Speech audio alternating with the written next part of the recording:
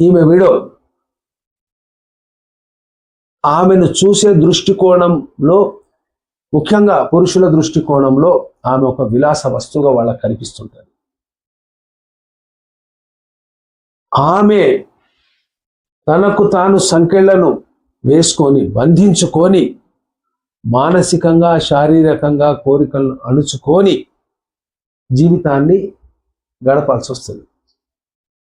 ఇదే సందర్భంలో ఎదుటి వ్యక్తి 18 సంవత్సరాలు నిండిన వ్యక్తి నుండి 80 ఏళ్ల ముసలోడు 90 ఏళ్ల ముసలోళ్ళ వరకు ఉన్న మగ పురుషులు ఆ స్త్రీని ఒక విలాస వస్తువుగా చూసే ఇది ఉన్నది.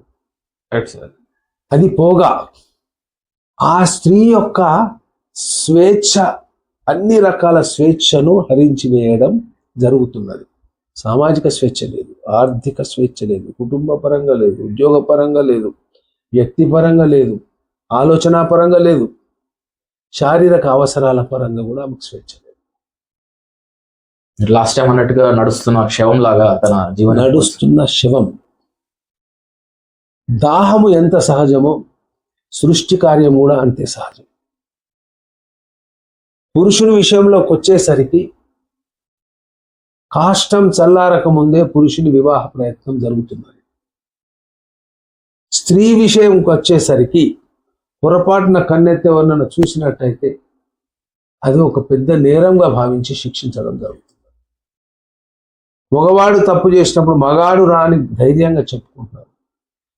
ఆడిది తప్పు చేయకున్నా కానీ నిందలు వేసి తప్పు చేసినట్లుగా ఆమెను బంధించే ప్రయత్నం కూడా సమాజంలో జరుగుతుంది.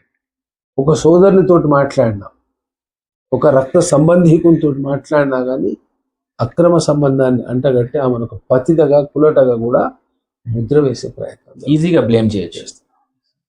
ఆమె మానసిక స్థితిని అర్థం చేసుకునే వ్యవస్థ ఈ ప్రపంచంలో లేదు. సాటి స్త్రీ కూడా ఆమెను అంటరాని వ్యక్తిగానే భావిస్తున్నది. సాటి స్త్రీ. ఇది పోగా వైధవ్యం సంప్రాప్తించిన వెంటనే ఆమెకు సమాజపరంగా ఆమెకు జరిగే అవమానం అనేది జీవితంలో చివరి రోజు వరకు మర్చిపోలేదు.